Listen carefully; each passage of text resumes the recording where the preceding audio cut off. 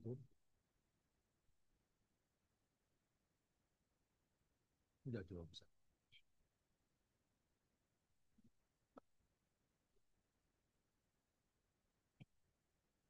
Assalamualaikum warahmatullahi wabarakatuh. Alhamdulillahirabbil alamin. Wassalatu wassalamu ala Muhammadin nabiyil ummi wa ala alihi wa sahbihi ajma'in. Rabbana zidna ilma warzuqna fahma. Allahumma arinal haqqa haqqa warzuqna ittiba'ah wa arinal batila batila warzuqna ijtinabah. اللهم علمنا ما جهلنا وذكرنا ما نسينا من القرآن وادخلنا برحمتك في أهل القرآن الكريم آمين. Bapak-bapak, ibu-ibu dan saudara-saudara sekalian, semoga Allah merahmati kita semuanya di majelis yang insya Allah kita sedang mempelajari pesan-pesan Allah melalui Al-Quran dan melalui utusannya Nabi Muhammad SAW. Mudah-mudahan Allah membimbing kita untuk memahami pesan-pesan itu dengan benar dan mudah-mudahan Allah memberi kita semangat yang makin kuat untuk selalu terikat dengan pesan-pesan itu dan selalu berusaha menerapkan pesan-pesan itu dalam kehidupan kita sehari-hari sehingga akhlak kita adalah akhlak Al-Quran. Kita sedang mempelajari surat Al-Buruj. Di tiga ayat yang pertama, Allah bersumpah dengan menyebut langit dan bintang-bintang serta sekaligus menyebut bahwa di hari akhir nanti akan ada saksi yang menyaksikan kita semuanya dalam kita berperilaku selama hidup di dunia. Kemudian Allah memberikan contoh kasus. Contoh kasusnya adalah raja penguasa yang semena-mena, yang tidak mentoleransi perbedaan agama, sehingga raja dan bala tentaranya menyiksa orang-orang yang berbeda keyakinannya, yaitu yang menyembah Allah dan mengikuti nabi yang terakhir saat itu.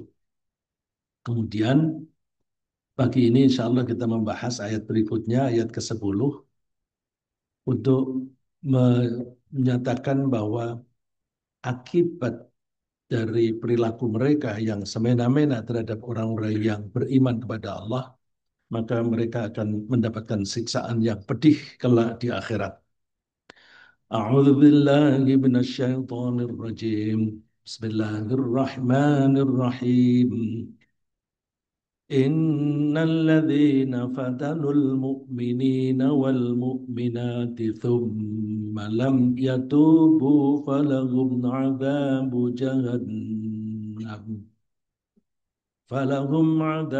جهنم ولهم عذاب الحريق. Innal ladzina fatanul mu'minin, sesungguhnya orang-orang yang menimbulkan kekacauan. Fatanu itu kata bendanya, masdarnya, atau kalau bahasa Inggris gerundnya itu fitnah. Fitnah bahasa Arab artinya tidak sama dengan fitnah bahasa Indonesia. Saya sudah sering kali menyebutkan ini. Kalau fitnah bahasa Indonesia itu artinya slandering. Menyatakan bahwa seseorang telah melakukan suatu hal yang buruk padahal tidak. Itu fitnah.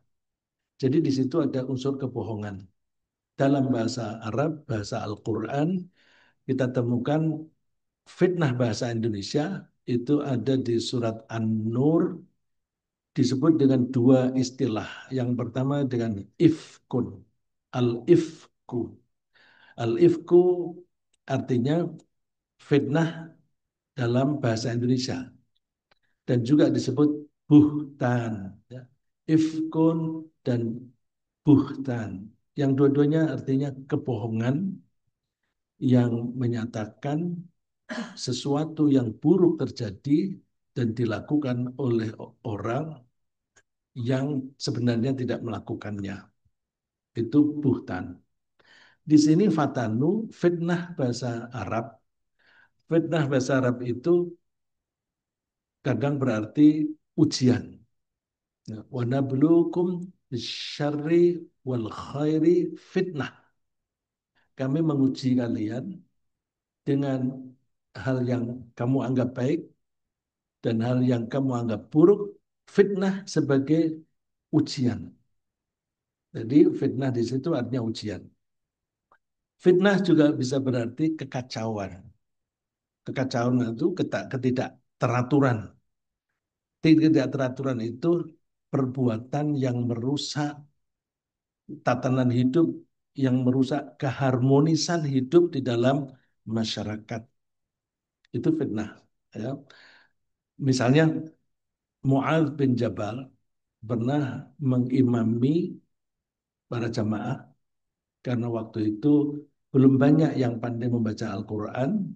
Mu'adz bin Jabal sholat bersama dengan Rasulullah di Masjid Madinah, Masjid Nabawi.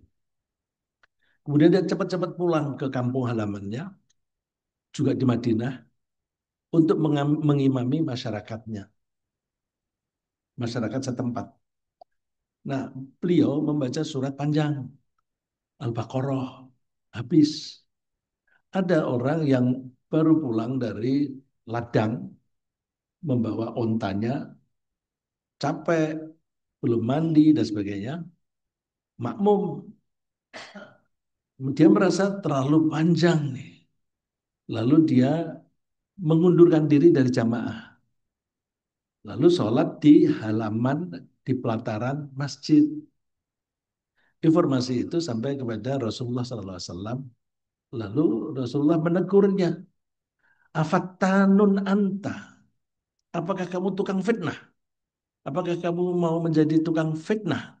Nah, fitnah di sini bukan slandering, bukan menyatakan sesuatu yang bohong, tapi fitnah di situ membuat kacau. Apakah kamu suka membuat kekacauan? Ada orang mau sholat berjamaah sampai tidak betah, dia harus mengundurkan diri dari jamaah itu. Maka anjuran Rasulullah, udahlah kamu baca yang pendek-pendek aja, yaitu surat-surat yang pakai sama langit. Wassama'i wadduhaha, wassama'i wattariq. Dan sebagainya yang pendek-pendek seperti itu. Nah itu kemudian kita pakai ketika kita sholat maghrib, kita bacanya suratnya pendek-pendek saja. Tapi saking pendeknya sekarang kecenderungannya kalau maghrib bacanya kul ya ayyuhal kafirun dan kul wallahu ahad. Ya, tapi intinya saya mau menunjukkan kata fitnah. Ya. Innalladzina fatanul mu'minina wal mu'minat. Orang yang suka membuat kekacauan di antara orang mukmin laki-laki dan orang mukmin perempuan. Nah, membuat kacau itu dengan macam-macam. Bisa juga dengan cara memfitnah, bahasa Indonesia, memfitnah orang-orang Islam. Bisa juga mengadu domba dengan mengemukakan perbedaan-perbedaan mereka. Kamu kan orang Batak, kamu jangan seperti orang Jawa, saya begitu. Nah, misalnya lagi, mohon maaf kalau saya salah, saya pernah dengar dari teman-teman yang dari Batak gitu, Mas, tahu itu kalau di daerah saya itu dipakai untuk makanan babi, Mas. Di sini dimakan manusia. Nah, tapi untuk dia dengan saya biasa bercanda, jadi dia ngomong begitu, saya nangkep. Ya. Tapi dia memang khas, dia suka bercanda. Bercandanya dia itu mencemooh agamanya sendiri pun mau, mencemooh sukunya sendiri pun mau. Ya kalau dia mau mencemooh sukunya sendiri, ya tentu mau mencemooh suku orang lain. Nah itu jangan kita lakukan, karena itu bisa menimbulkan kekacauan, orang menjadi marah. Ada juga di surat Al-Baqarah itu wal fitnatu akbaru minal qatl. Nah, seringkali diterjemahkan fitnah itu lebih kejam daripada pembunuhan. Enggak, di situ bukan fitnah. Bahasa Indonesia, wal fitnah itu kekacauan dalam kehidupan masyarakat itu lebih dahsyat daripada pembunuhan. Karena kalau pembunuhan kan seringkali terjadi satu orang membunuh satu orang. Yang bahasa Indonesia, bahasa Inggris itu disebut murder, ya, murder, murder. Ya. Nah, itu kalau kekacauan dalam kehidupan masyarakat itu bisa tawuran, tawuran kalau pakai senjata terjadi peperangan. Dan itu terjadi pada zaman setelah Uthman bin Affan meninggal dunia. Kemudian timbulnya kekacauan sehingga terjadi peperangan antara kelompok-kelompok Islam. Nah, waktu itu yang entah karena ada kejadian yang luar biasa, yaitu terbunuhnya seorang khalifah, maka muncul kekacauan itu bisa difahami. Ya. Difahami, bukan kita setujui ya, bisa difahami. Nah, kita harus hati-hati bahwa orang yang menimbulkan kekacauan di antara orang-orang mukmin laki-laki dan perempuan, ya udahlah pokoknya di kalangan masyarakat mukmin, maka itu dosanya besar. Karena dosanya besar, maka cara menebusnya hanya satu, yaitu taubat. Misalnya dengan cara rajin sholat, rajin puasa, rajin sedekah. Kalau tidak taubat, ya nggak diampuni. Jadi dosa besar itu hanya bisa diampuni dengan taubat. Sebesar apapun, termasuk musyrik. Ya, musyrik itu adalah dosa yang paling besar. Tapi kalau dia sempat taubat di waktu masih hidup, ya insya Allah mudah-mudahan diampuni oleh Allah. Ya, jadi oleh karena itu, semalam yatubu, kemudian mereka tidak bertaubat. Bertobat, saya kira semuanya sudah paham, cuma saya ulang saja, menyegarkan kembali ingatan kita. Orang yang bertaubat itu mesti nomor satu mengenali kesalahannya. Aku salah di sini. Aku salah telah berbohong. Aku salah telah menipu orang dan sebagainya. Setelah mengenali, mengenali ini ya mengetahuilah bahwa itu salah. Dalam bahasa Inggris disebut acknowledge, acknowledge, mengakui. Terus kemudian mesti menyesali, ada penyesalan. Perlunya mengenali itu kita bisa bisa tahu di mana kesalahan kita. Kalau kita tahu kesalahan kita, kita bisa bikin koreksi. Kalau kita tidak bisa mengenali kesalahan kita nggak bisa bikin koreksi. Salahnya A, koreksinya di B nggak nyambung. Perilakunya akan tetap seperti itu. Kalau kita sudah mengenali memang kesalahannya di A, ya koreksinya di A itu. Maka mengenali penting, kemudian menyesal. Nah, penyesalan itu penting karena penyesalan itu adalah perilaku jiwa kita yang mendorong kita untuk tidak mengulangi kembali. Kemudian langkah berikutnya mohon ampun kepada Allah yang tulus. Kemudian janji. Janjinya kepada Allah dan diri sendiri tidak akan mengulangi kembali kesalahan yang sama. Ya, mungkin dia melakukan kesalahan yang lain karena tidak tahu atau karena terpaksa dan sebagainya. Maka kalau orang tobat, dia tidak mengulangi kesalahan yang sama. Nah, kalau terjadi orang itu mengacaukan kehidupan orang mukmin laki dan perempuan, siksaannya coba kita perhatikan. Allah menyebutnya dua kali menyebut azab. Azab itu siksaan. Dua kali. Falahum azabu jahannama walahum azabul hariq. Allah itu kalau berbicara efisien, efektif. Karena efisien, maka Allah tidak mengulangi pernyataan kalau tidak dianggap penting dan tidak ada maksudnya. Jadi kalau ada pengulangan, di situ pasti ada pesan. Antara lain pesan itu penekanan. Di sini bukan di samping penekanan juga menunjukkan macamnya siksaan. Jadi mereka akan memperoleh siksaan di neraka jahanam dan mereka akan mendapatkan siksaan api yang membakar. Api yang membakar di jahanam. Semacam serupa ya. Tetapi kan jahanam itu tempatnya, harik itu apa yang menimpa seseorang. Jadi eh, meskipun dua hal yang sama, tetapi dinyatakan dari dua angle, dua sisi. Ya. Kadang-kadang begitu, misalnya Allah menyebut khalidina fiha abada. Orang yang beriman dan beramal soleh itu akan tinggal di surga.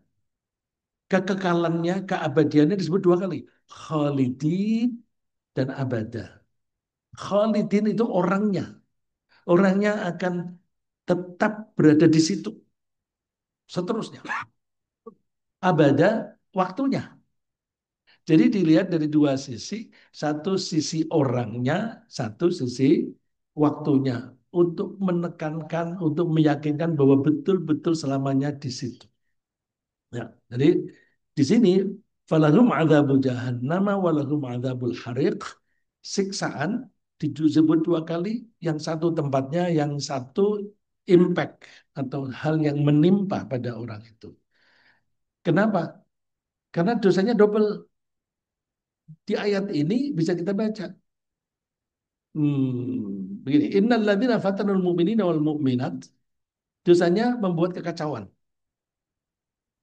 Dan di situ tersirat pengertian bahwa orang yang mengacaukan kehidupan orang mukmin, masyarakat mukmin, itu berarti kafir. Jadi hati-hati mengacaukan orang-orang mukmin itu bisa berakibat kafir. Saya kasih contoh di Al-Quran. Di surat Ar-Rum, wabashiril, bashiril, mohon maaf, alladzina, yang keterusannya gini, alladzina farraqu dinahum. Orang-orang musyrik adalah orang-orang yang memecah belah agama mereka. Jadi orang yang memecah belah agama itu dianggap musyrik. Hati-hati. Orang mukmin itu mestinya rukun. Karena Rasulullah menggambarkan orang mukmin itu dengan sesama mukmin itu bagaikan satu bangunan. Dan Rasulullah memberikan gambaran seperti tangan yang diikat begini, saling mendukung, saling membantu, bersatu padu. Wa'tasimu bihablillahi jami'a. Berpegang teguhlah kamu pada ajaran Allah semuanya. Tapi kok ada orang yang memecah belah. Memecah belah orang mukmin itu bisa dari luar, bisa dari dalam. Contoh yang dari luar, orang-orang kafir Eropa menguasai India. Ternyata di India banyak orang-orang Islam yang menentang penjajah.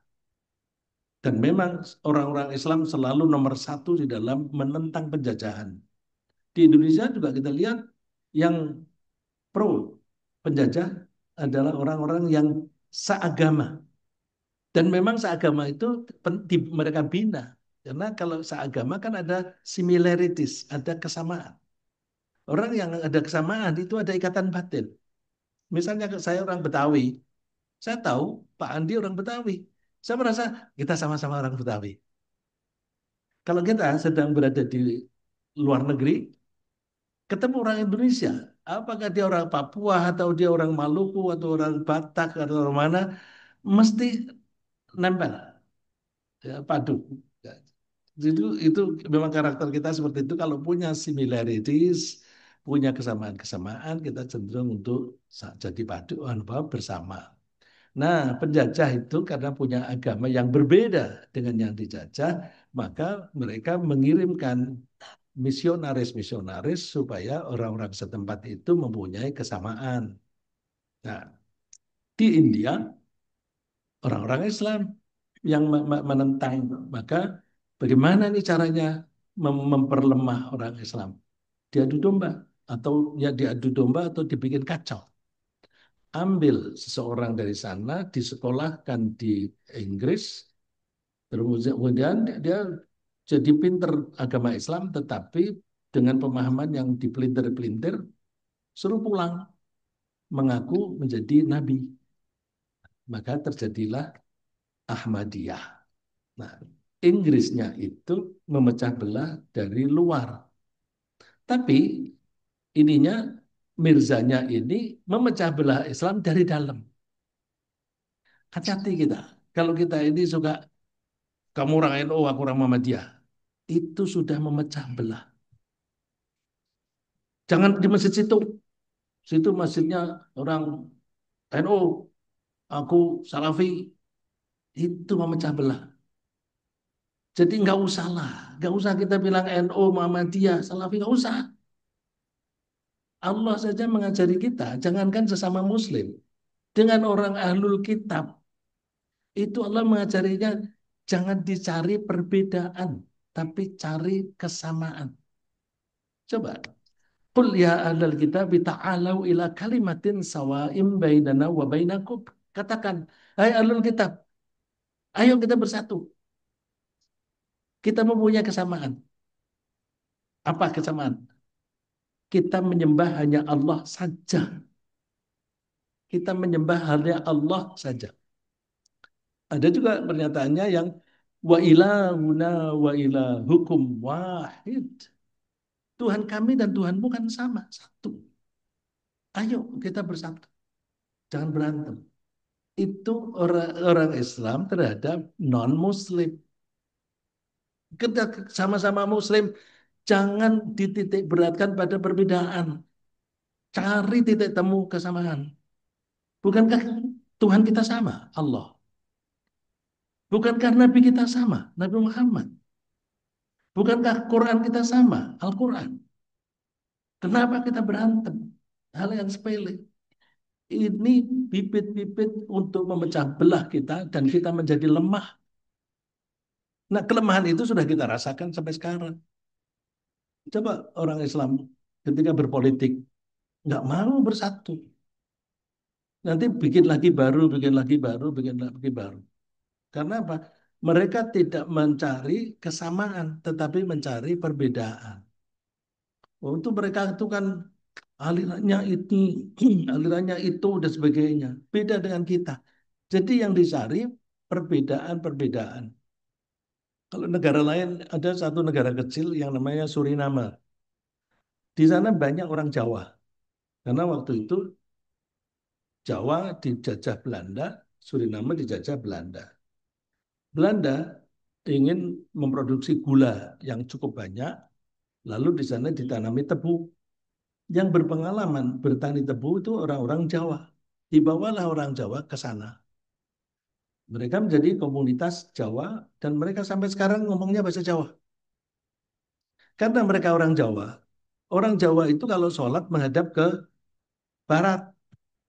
Lalu di antara mereka ada yang sholatnya itu ngulon. Orang bahasa Jawa kan kulon. Kulon itu barat. Sholatnya ngulon. Tapi ada orang yang lebih modern. Coba deh lihat peta. Kita untuk melihat ke Makkah atau menuju ke Makkah lebih dekat mana ke timur atau ke barat? Lebih barat, lebih mudah atau lebih dekat ke timur? Jadi petanya begini. Lalu mereka menghadap sholatnya ke timur. Itu dibikin dua partai. Ada partai untuk orang yang menghadapnya ke barat, ada partai untuk orang yang menghadapnya ke timur. Kita itu seperti itu. Itu kan kelompok orang yang kunut. Itu kelompok yang tidak kunut.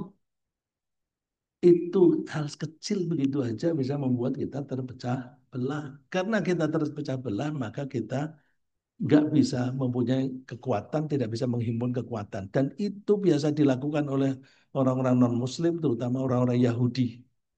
Kita ingat di Madinah, Yathrib, dulu namanya Yathrib. Mereka antara orang-orang penduduk asli Madinah, ada dua kelompok yang besar, yaitu Bani Aus dan Khazraj itu berantem terus. Siapa yang mengadu domba?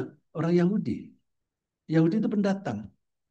Mereka ingin menguasai ekonomi Madinah. Caranya orang-orang lokal, orang setempat itu diadu domba, berantem lagi, berantem lagi. Satu kelompok Yahudi pura-pura membela kelompok satu lagi kelompok Yahudi membela kelompok yang lain di belakangnya. Terus kenapa membela itu? Supaya bisa masuk di dalam. Ketika di dalam bisa mempengaruhi pola pikir. Nah, pola pikir itu dikembangkan perbedaan-perbedaan tadi. Maka seringkali terjadi pertikaian sampai lebih dari 100 tahun. Oh, perang lagi. Nah, datanglah Rasulullah SAW menyatukan mereka. Dan hebatnya Rasulullah bisa menyatukan dalam waktu yang singkat sekali. Hanya hitungan hari itu mereka sudah bisa bersatu padu sampai bisa melawan musuh yang jumlahnya besar, 1.000 pasukan, mereka hanya sekitar 300-an pasukan, bisa mengalahkan yang musuhnya itu 3 kali lipat. Karena satu padu kecil saja bisa mengalahkan yang besar. Kita besar dikalahkan yang kecil. Karena kita begini suka membuat kekacauan di antara kita sendiri. Maka kita biasakanlah ngaji itu semua guru kita belajar. Ya. Guru, mohon maaf kalau saya nyebut ormasnya. Ngaji di Kiai NU, ngaji di Ustadz Muhammadiyah, ngaji di Ustadz Salafi. Ngaji semua supaya kita punya wawasan yang luas. Jangan lalu terus kalau itu ustadznya itu Muhammadiyah aku nggak mau. Itu berarti dia memecah belah dari dalam. Sudah memasukkan diri di dalam kotak. Dalam kotak. Nah, kalau kotak-kotak itu menjadi orang mukmin itu menjadi eh, kacau kehidupannya, ya. Dan itu dosanya besar. Ya. Adzabul jahannam dan adzabul hariq. Kita jangan meniru eh, orang-orang yang non-Muslim. Karena apa? Mereka memang mempunyai kepentingan kekacauan orang-orang Islam. Kalau kita meniru, maka berarti kita termasuk kelompok mereka. Kalau tadi istilahnya kan musyrik. Orang musyrik itu orang Islam yang memecah belah agamanya sendiri. Nah, kalau orang-orang non-Muslim memang punya kecenderungan seperti itu, seperti firman Allah misalnya, Ya ayyuhalladzina amanu, mohon maaf, latu belawun, ya. Latu belawun fi amwalikum wa anfusikum wa latasma'unna minal ladzina utul kitaba min qablikum wa minal ladzina asyraku adzan katsira. Kalian akan diuji oleh Allah baik dari sisi harta kalian maupun dari sisi diri atau kepribadian kalian. Dan kalian akan mendengar apa hal-hal yang menyakitkan hati. Nah, di sini namanya adza. Adza itu omongan-omongan yang menyakitkan hati dan juga tindakan-tindakan yang menyakiti. Jadi adza itu luas. Mulai dari omongan sampai dengan tindakan seperti misalnya persekusi. Persekusi itu juga termasuk ada. Walantas ma'unna minal ladzina utul kitaba min qablikum wa minal ladzina asyraku adzan katsira. Kalian akan mendengar banyak penyiksaan. Ya, kalau diartikan penyiksaan dalam bahasa Indonesia kok kurang pas ya. Ada karena ada itu tidak selalu dalam bentuk fisik. Ya, kalau penyiksaan kan fisik. Jadi hal-hal yang menyakiti bisa menyakiti hati, bisa menyakiti fisik dari kalangan orang-orang ahlul kitab dan orang-orang musyrik. Jadi memang dari masa ke masa selalu mereka itu akan berusaha menyakiti orang-orang yang beriman. Jadi kalau ada serangan dari luar, sikap kita bagaimana? Kalau tadi kita bahas bahwa dari dalam kita jangan memecah diri bersatu. Nah, kalau kita dipecah dari luar, jangan mau diadu domba, jangan mau. Kuncinya ada dua. Dan ini sering disebut oleh Allah. Wa in tasbiru wa tattaqu fa inna dzalika min azmil umur. Kalau kamu mau bersabar dan bertakwa, dua hal ini penting sekali. Kalau kamu bersabar dan bertakwa, maka hal itu adalah yang terbaik. Di ayat-ayat yang lain, ada antara lain begini. Kamu difitnah, fitnah bahasa Indonesia. Atau kamu dimusuhi orang. Kalau kamu berpegang teguh dengan sabar dan takwa, usaha mereka untuk mengacaukan kamu tidak akan berhasil. Ya, wa in tasbiru wa tattaqu la yadurrukum kaiduhum syai'a. Kalau kamu bersabar dan bertakwa, usaha mereka untuk mengacaukan kamu, usaha mereka untuk mengadu domba kamu tidak akan berpengaruh. Nah, itu kalau skala kecil bisa kita terapkan misalnya di dalam perusahaan atau di dalam suatu lembaga atau organisasi. Dalam organisasi apapun, kalau di situ berkumpul beberapa orang, nggak usah terlalu banyak. Pasti di situ akan ada orang yang suka bikin kacau. Misalnya di masjid, itu suka ada yang mempermasalahkan, kenapa di sini kasihnya kok hanya tiga? Jumlah AC aja dipermasalahkan. Itu karena apa? Mencari-cari hal yang bisa dicemooh, yang bisa disalah-salahkan. Ada empat ya, standing IC. Ya. Kenapa hanya ada empat saja? Nah itu dipermasalahkan. Nah, itu orang-orang seperti itu selalu ada. Atau menyalah-nyalahkan. Kenapa itu Pak Andi begini, begitu, dan sebagainya. Itu selalu ada. Nah, kalau kita bekerja di perusahaan atau berada di suatu lembaga, pasti ada orang-orang yang berusaha untuk jegal-jegal kita. Jegalnya itu dengan cara memfitnah, bilang bahwa dia tuh kan curang begini-gini dan sebagainya, supaya dia dipecat. Terutama yang melakukan itu orang yang berada di bawah untuk menyalahkan yang di atas. Karena apa? Kalau yang di atas itu dianggap salah, dia bisa dipecat atau digeser. Kalau digeser, maka orang yang memfitnah ini bisa naik. Jadi dia kepengen naik dengan cara memfitnah orang yang di atasnya. Nah, kuncinya apa? Kalau bersabar dan bertakwa, mau dijegal dari mana? Nggak ada kesalahan kok. Jadi menteri, dijegal dari mana? Kalau nggak ada kesalahan ya nggak masalah. Tapi kalau politik itu kadang-kadang karena perbedaan politik saja itu juga bisa dipecat. Apalagi kalau menteri itu membangkang dari permintaan presidennya atau dia melakukan langkah-langkah yang membahayakan posisi presiden. Itu biasanya dipecat. Ya, saya nggak usah cerita orangnya. Ya, dulu pernah ada seorang menteri yang bercerita bahwa dia disuruh mengganti apa namanya kepemilikan aset untuk menjadi kepemilikan pribadi. Dia menolak. Hari ini dia menolak, besok pagi sudah dipecat. Jadi kok ada ya seperti itu. Orangnya cerita sendiri gitu ya. Orangnya cerita sendiri dan diulang-ulang. Dan dia apa memilih ya dipecat nggak apa-apa. Saya tidak melakukan kesalahan. Ya. Nah, itu em, apa namanya? Kuncinya sabar dan takwa. Dan ini yang disebut oleh Nabi Yusuf. Nabi Yusuf itu kan mulai dari kecil itu disengsarakan oleh kakak-kakaknya sendiri. Terus juga malah disengsarakan oleh ibu angkatnya sendiri. Dimasukkan ke penjara. Tapi Nabi Yusuf mengatakan, kalau kalian sabar dan bertakwa, maka Allah tidak akan menyia-nyiakan usahamu itu. Jadi ada kalanya bahaya dari luar itu tidak akan mempengaruhi kamu. Ya, kalau tadi ada menteri yang dipecat, tetapi nama dia tetap harum. Dia tetap harum. Dulu ada seorang menteri yang menerima sogokan dalam bentuk cek.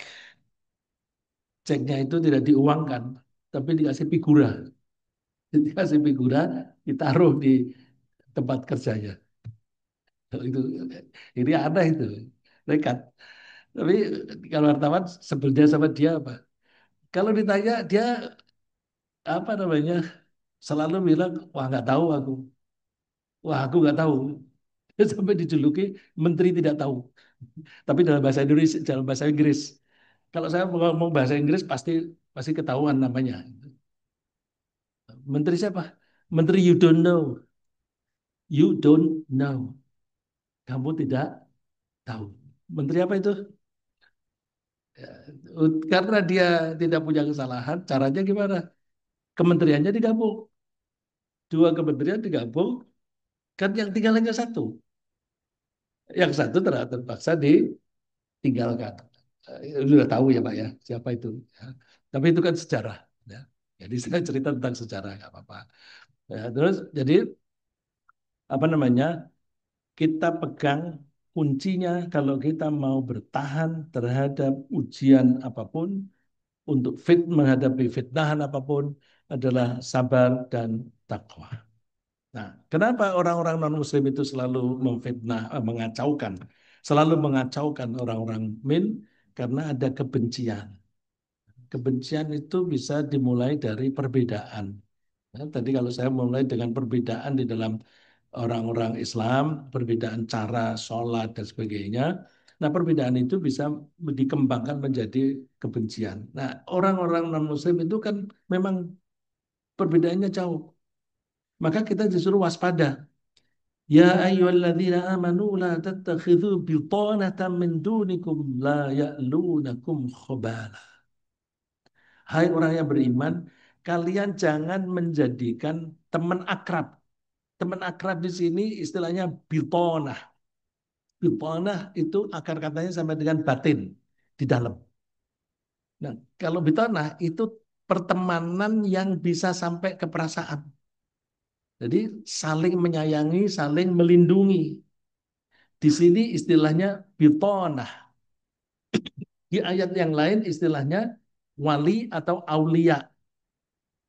Cuma aulia dulu disalahartikan sebagai pemimpin. Sebenarnya aulia itu artinya bukan pemimpin. Artinya teman akrab yang sampai ada kaitan batin.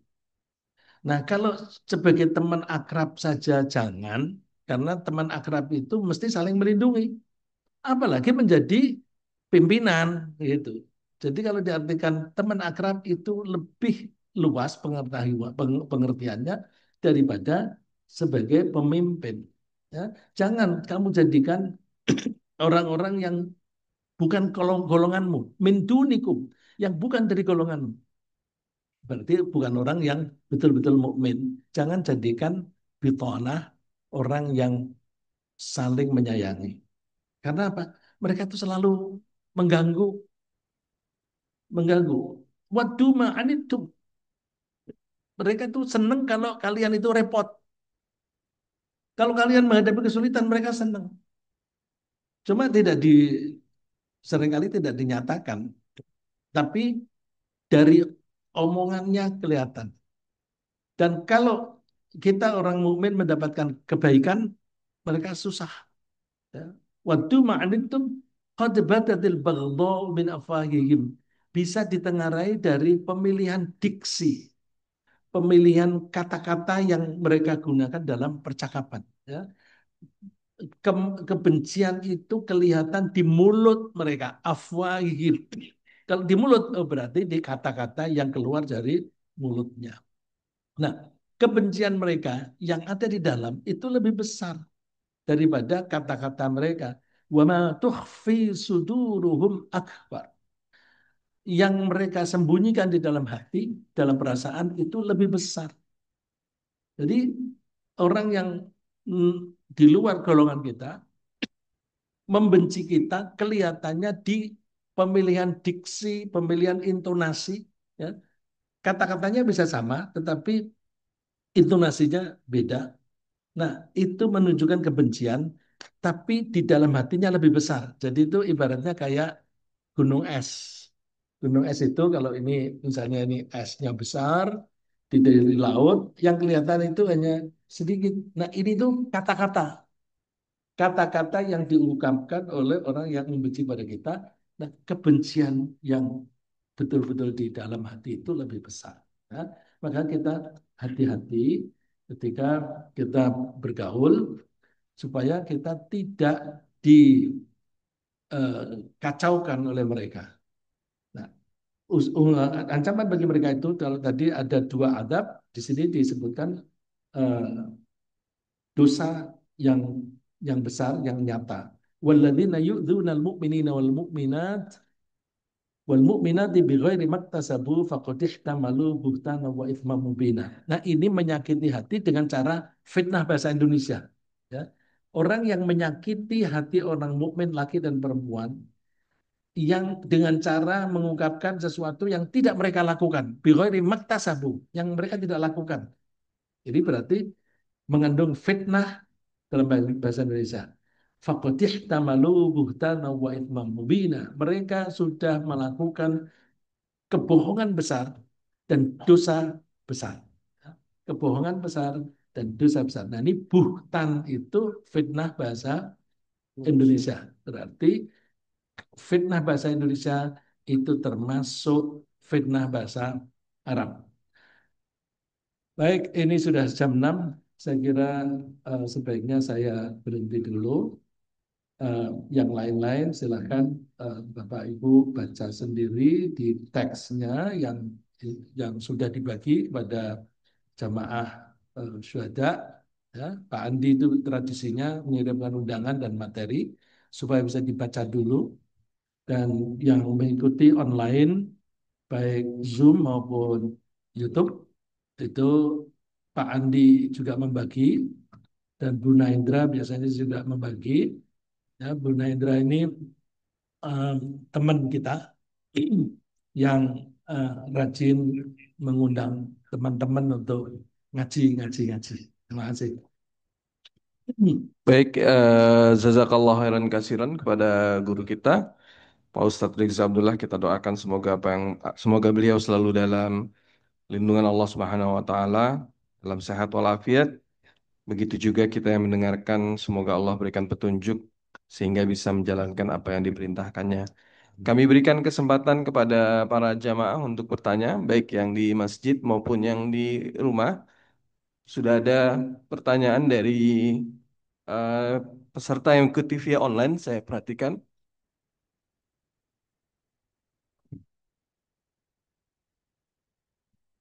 Baik, kami bacakan dahulu. Ada dua, sebelumnya ada dari Pak Uun ya, berkomentar dalam kolom chat. Dalam konteks taubat dari zina, apa makna dari ayat pezina tidak nikah kecuali wanita pezina? Dan begitu juga wanitanya. Dalam konteks taubat dari zina, makna dari ayat pezina tidak nikah. Ini kalau pertanyaan dari Pak Uun selalu berat Pak, karena beliau ini hafal Al-Quran, mengerti artinya, beliau itu Ustadz. Jadi kalau bertanya itu tajam. Jadi langsung ayat yang menunjukkan pezina tidak nikah. Pezina tidak nikah. Mohon maaf. Tidak menikahi Oh tidak. kecuali tidak pezina tidak menikahi kecuali wanita pezina juga. Oh, oh ya, itu di surat An-Nur ya. Az-zaniyatu waz az-zaniyatu la yankihuha illa zanin au musyrik. إلى الزانية Az-zani la yankihu illa zaniyatan au أو musyrikah. مشرك Seorang pezina laki-laki tidak menikahi kecuali wanita pezina atau wanita musyrik. Di surat An-Nur di ayat pertama. Itu em, ini Allah menunjukkan kebiasaan dan sekaligus juga apa namanya kecenderungan. Pezina laki-laki itu mempunyai kecenderungan menikahnya itu dengan pezina juga. Ya, kita bisa lihatlah teman-teman, ada orang-orang yang suka pergi ke wanita pezina, itu nanti jodohnya itu juga orang-orang itu. Karena antara lain ketemunya kan dengan orang-orang itu.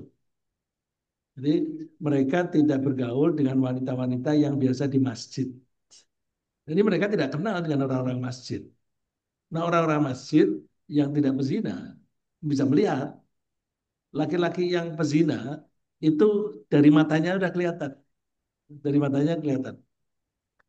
Misalnya kalau melihat lawan jenis itu melihatnya itu ada ketertarikan. Tapi saya kadang-kadang minta tolong, minta maaf. Saya kan lama jadi wartawan. Melihat orang itu memang saya cenderung untuk melihat itu, tapi tidak selalu karena ketertarikan. Saya melihat itu, ini kenapa sih? Dan saya tertarik juga psikologi. Sehingga kalau saya lihat itu eh, dia tuh eh, mengatakan begitu, kira-kira perasaannya apa? Itu kan bisa dilihat dari raut muka. Jadi saya juga suka melihat begitu. Mudah-mudahan saya tidak karena ketertarikan. Tapi umumnya orang yang pezina itu tertarik kepada orang-orang yang gaya hidupnya, pakaiannya itu memikat seperti itu. Contohnya misalnya eh, ketika pergian pakaiannya kayak apa? Kalau pakaiannya itu minim, nah itu kira-kira kan dia memang berusaha untuk memikat hati orang yang tertarik pada penampilan itu. Nah, orang yang tertarik itu kan eh, melihatnya itu lalu terus kemudian dibayangkan. Ini ada dulu, saya ngomong yang publik tapi saya tidak menyebut nama ya. Yang publik itu seseorang yang dibawa ke pengadilan, itu suka ditanya wartawan, itu ada salah satu komentarnya gitu. Saya gimana nggak tertarik? Saya melihat bodinya aja sudah. Jadi melihat bentuk figur badannya itu sudah tertarik. Karena apa? Dia sudah terbiasa mencoba bergaul dengan wanita yang kurus, yang gemuk, yang apa dan sebagainya, sehingga dia tuh bisa mendapatkan kesan. Nah, kesan itu mempengaruhi hawa nafsunya. Nah, jadi ini kecenderungan. Tapi bisa juga larangan. Tapi kalimatnya ini bukan kalimat larangan. Az-zani la yankihu illa zaniatan au musyrikah. Seorang pezina laki-laki tidak menikahi. Jadi tidak kalimat larangan. Tidak menikahi kecuali wanita pezina atau orang musyrik. Orang musyrik itu bisa juga orang yang mengaku muslim, tapi tidak sholat dan perilakunya tidak taat kepada Allah, tapi taat kepada yang lain, yaitu musyrik. Begitu pula wazaniyatul la yankihuha illa zanin au musyrik. Pezina perempuan itu juga kecenderungannya tidak dinikahi kecuali oleh pezina yang lain, laki-laki pezina atau musyrik. Baru berikutnya wahurrima dzalika 'alal mukmini. Untuk orang-orang mukmin itu diharamkan. Ini larangan. Ya.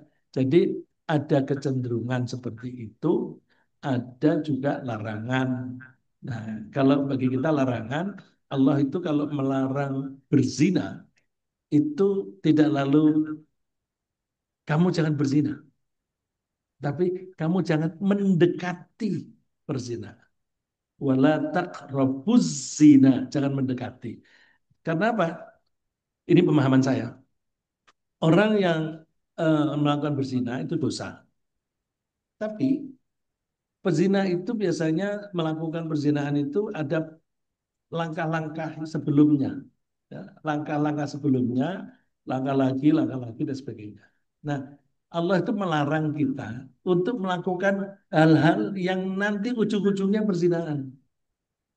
Jadi larangan itu tidak hanya perzinahannya, tetapi langkah-langkah yang mempunyai kecenderungan ke sana. Antara lain apa? kalian jangan bersendirian berdua laki dan perempuan di ruangan tertutup, karena itu bisa apa namanya mengarah kepada perzinahan. Yang lebih jauh lagi, kamu jangan suka memandang berlama-lama. Ya. Jangan memandang berlama-lama, tundukkan matamu. Jangan banyak melihat lawan jenis. Ya. Dan itu kepada laki-laki maupun perempuan. Ya, di surat An-Nur juga ya kalau tidak salah itu katakan kepada orang-orang mukmin laki-laki supaya mereka menundukkan pandangan matanya. Ya. Begitu pula wanita. Jadi mulai dari jauh sudah dilarang. Nah, itu makanya larangan kamu jangan menikah dengan orang yang pezina itu mulai dari jauh, jangan suka bergaul dengan pezina, pezina laki maupun perempuan, karena itu nanti bisa mengarah ke sana. Dan kalau saya tadi mengatakan wanita itu memakai pakaian yang merangsang, berarti dia sedang memikat hati orang yang suka melampiaskan hawa nafsu. Kalau nanti mereka menjadi nikah, berarti itu pernikahan antara dua orang yang tujuannya pelampiasan nafsu.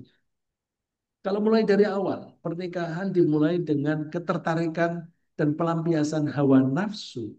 Hawa nafsu itu sifatnya labil, tidak stabil. Sifatnya temporer, sementara, tidak permanen. Maka orang yang pernikahannya itu karena nafsu, kecenderungannya tidak awet. Ya, yang seperti itu kan suka-suka bilang, aku jatuh cinta padamu pada pandangan yang pertama. Pandangan pertama itu kan berarti ketertarikan hawa nafsu. Nah itu hati-hati. Kalau tidak diikuti dengan langkah-langkah yang sifatnya stabil dan permanen, itu mudah putus, ya. Mudah putus. Nah, yang permanen apa? Komitmen. Jadi kalau nikah harus dikuatkan dengan komitmen untuk tetap bersama dan pegangannya jangan hawa nafsu, karena hawa nafsu itu tidak stabil. Kok sampai saya menjadi agak jauh begitu. Iya, ya tapi bisa menarik juga kalau kita ngomong itu ya, karena itu laki perempuan itu. Terima kasih.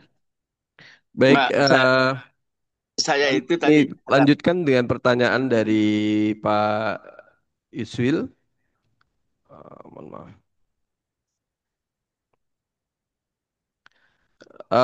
Baik,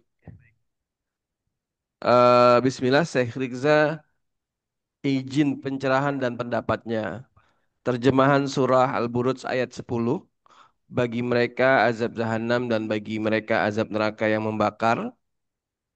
Ancaman ini di masa depan setelah kematian, yang mungkin sebagian manusia tidak percaya adanya kehidupan setelah kematian tersebut, bukan ancaman saat hidup di dunia ini.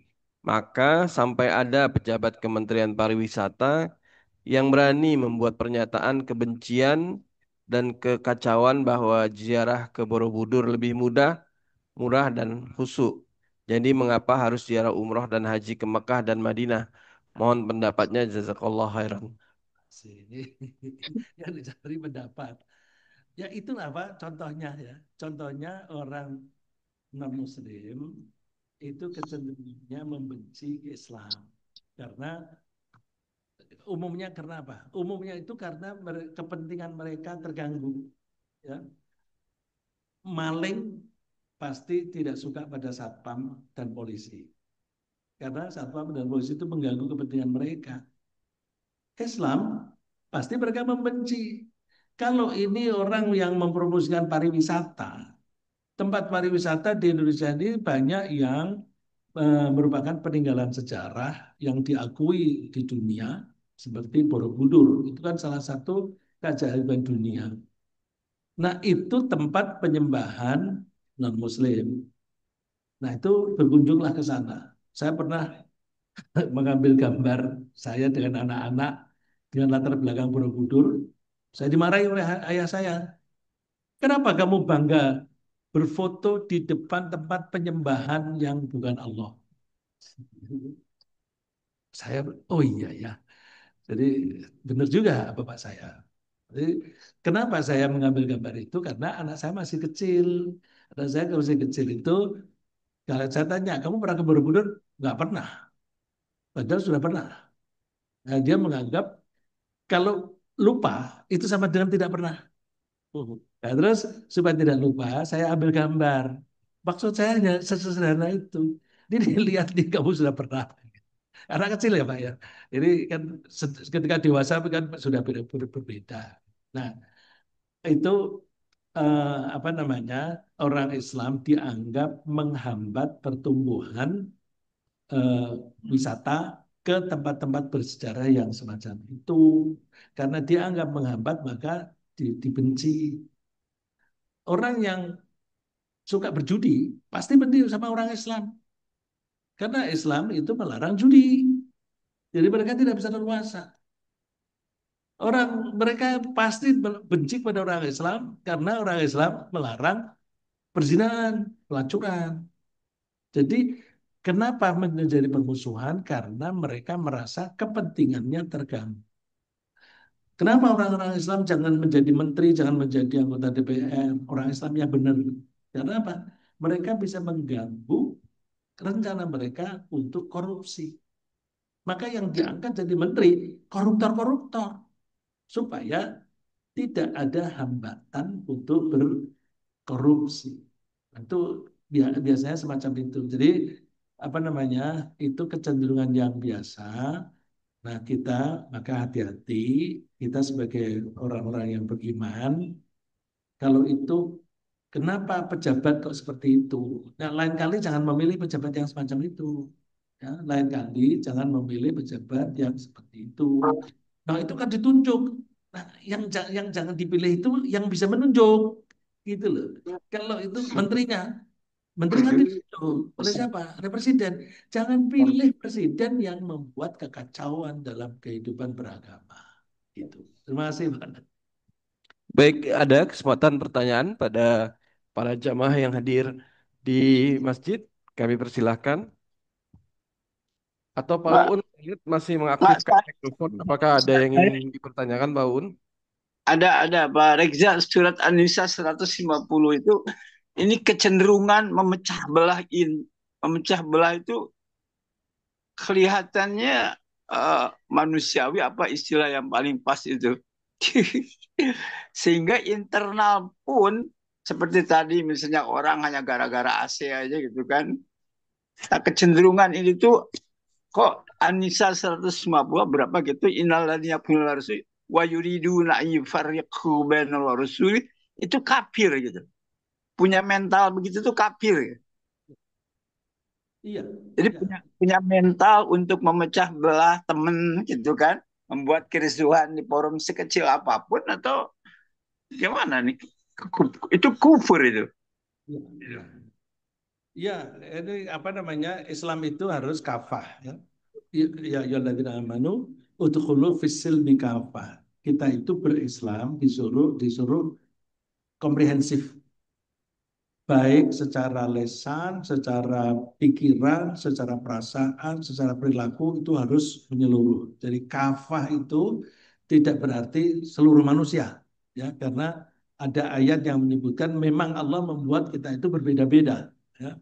Jadi kafah di situ bukan seluruh orang, seluruh manusia menjadi Islam, tapi orang yang sudah beriman ketika berislam itu suruh all out semua secara komprehensif betul-betul Islam. Nah, kalau sebetul-betul maka kalau kita menyatakan beriman kepada Allah, maka semua yang berkaitan dengan Allah harus diyakini. Kalau Allah mempunyai utusan berupa malaikat, kita harus meyakini malaikat. Kalau Allah itu mengatakan aku punya surga dan neraka, kita harus percaya pada surga dan neraka.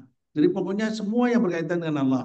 Termasuk di situ ketika Allah mengatakan aku mengutus si A, si B, si C. Kita harus percaya semua.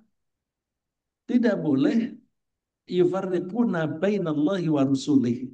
Tidak boleh Eh, membedakan antara Allah dan Rasulnya. Tidak boleh itu dikatakan nu'minu bi ba'din wa nakfuru bi ba'd. Kami mengimani sebagian dan mengkafiri sebagian. Nggak bisa. Orang yang misalnya aku percaya kepada Nabi Musa dan percaya kepada Nabi Isa, tapi aku tidak percaya kepada Nabi Muhammad. Ah, itu kafir. Allah menyebutnya ulaika humul kafiruna haqqan. Mereka itu betul-betul kafir. Jadi mengingkari sebagian saja yang dari Allah itu sudah kafir. Dalam hal ini contohnya mengingkari mengimani beberapa nabi tapi mengingkari satu nabi aja. Jadi mempercayai Nabi Musa dan lain-lain tapi tidak percaya kepada Nabi Isa, kafir. Ya, seperti Ashabul Ukhdud. Terus misalnya lagi mempercayai Al-Quran kecuali satu ayat, kafir itu. Ya, karena semua ayat itu kan dari Allah. Kalau ada salah satu saja dari Allah, tidak diyakini sama dengan dia tidak percaya kepada Allah. Maka hati-hati, ini yang kita sering kejebak. Sering terjebak, kita berpegang pada hadis, tidak mau berpegang pada Quran. Ini kejebaknya bagaimana? Al-Quran itu sifatnya general, umum. Misalnya, wadhkurullaha dzikran katsiran wasabbihuhu bukratan wa asila. Zikirlah kepada Allah banyak-banyak dan bertasbihlah siang malam. Tidak ada ikatan waktu. Kemudian ada orang mengatakan tidak ada ajaran setelah setelah apa namanya ini terus melakukan ini nggak ada atau sebelum ini melakukan ini nggak ada. Misalnya sebelum mau sholat misalnya, terus membaca Rabbi ja'alni muqimas sholati wa min dzurriyyati. Tuhan, jadikanlah aku orang yang menegakkan sholat dan juga anak cucu saya. Itu doa. Ada nggak hadisnya? Nggak ada. Kalau nggak ada hadisnya, nggak boleh. Padahal ada perintah di Al-Quran yang sifatnya umum. Nah, kadang-kadang orang bilang, kalau ada perintah umum dan ada contoh khusus yang dipakai yang khusus. Hati-hati.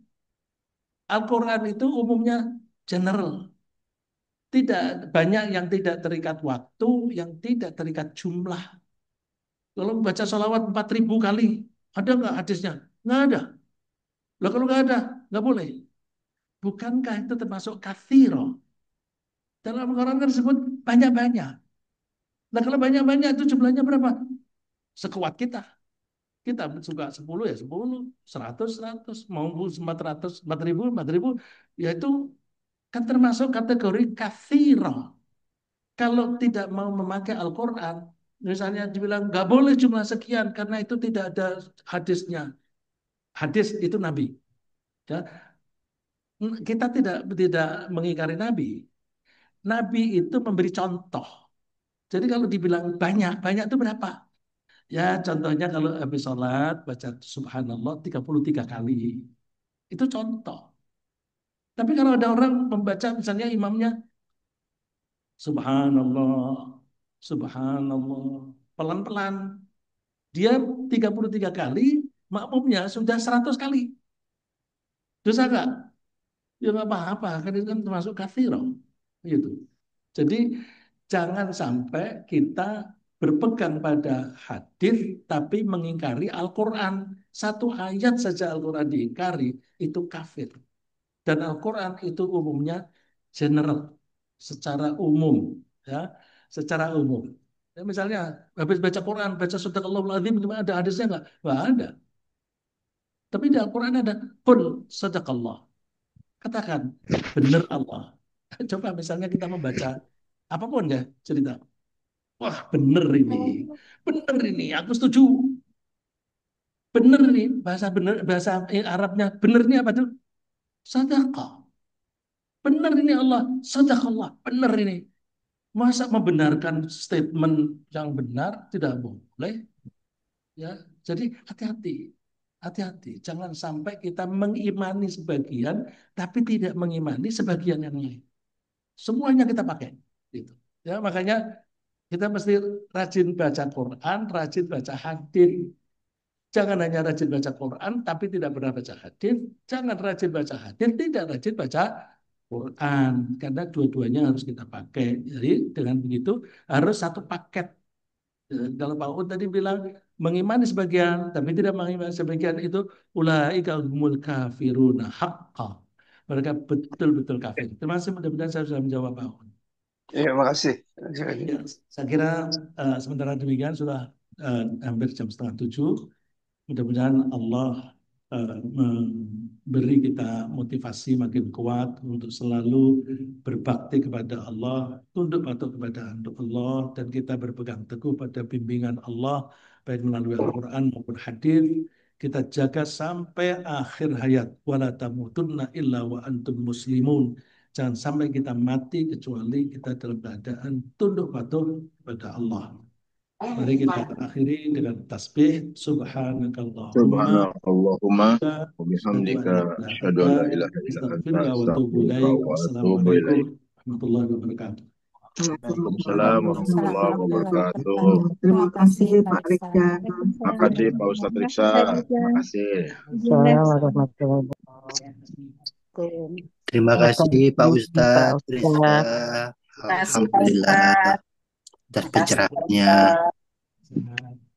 Terima kasih Pak Ustadz. Sehat-sehat Pak Ustadz. Sehat selalu Pak Ustadz. Terima kasih Pak Ustadz, terima kasih Pak Andi, terima kasih izin live. Mohon izin saya tutup ya. Izin live Pak Ustadz.